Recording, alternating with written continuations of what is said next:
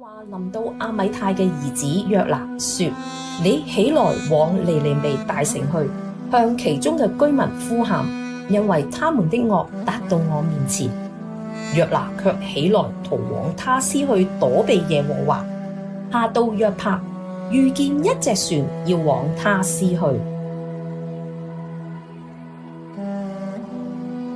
約帕以聖經中關於約拿同埋大魚嘅事實而出名嘅，佢反映出冇人可以逃避上帝嘅呼召。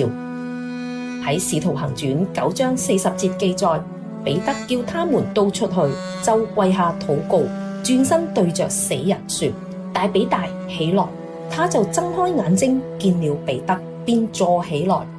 彼得叫多加復活呢個神蹟就發生喺約帕。約帕第三個著名嘅事蹟就係喺《使徒行傳》10章嘅記載。彼得喺約帕俏皮匠西門屋企嘅天台祈禱時，忽然睇到好多不潔淨嘅生物從天上降落嚟，又有聲音向他說：彼得起來宰了吃。彼得卻說：主啊，這是不可的，凡俗物和不潔嘅物我從來沒有吃過。第二次有聲音向他說：神所潔淨的你不可當作俗物。彼得受到啟示，服從上帝，將福音傳俾外邦人，福音就能傳播到以色列境外啦。佢違反法律嘅規定，順服神，將彌賽亞嘅好消息帶到凱撒利亞羅馬百夫長哥尼流嘅屋企。有史以嚟第一次聽福音嘅唔係猶太人，但神悅納佢哋，並賜下聖靈作為印記。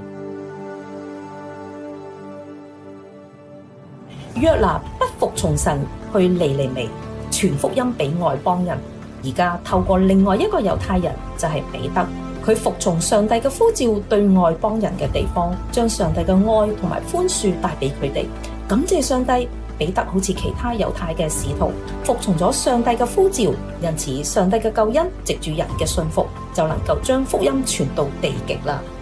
今日喺約帕古城有奧圖曼帝國時期嘅地標，有鐘樓、聖彼得教堂、現代嘅藝術博物館、咖啡室、餐廳、書店、酒吧、彎曲如畫嘅小巷，到處都有工藝品店、美術館、小攤檔，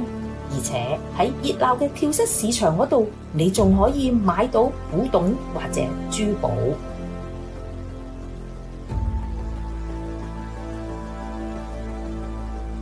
喺舊約記載，所羅門王為神建造聖殿時，佢就利用呢一個嘅港口，接受黎巴嫩嘅香柏木嚟到去建聖殿。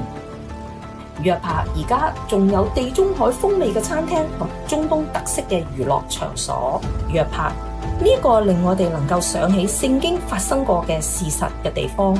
重溫上帝對人嘅愛同埋永恆嘅教導。喺呢度實在係欣賞古今文化一個理想嘅地方。多謝你嘅收睇。如果你想睇呢個視頻嘅完整版，或者想了解更多嘅信息，你可以點擊以下嘅網址。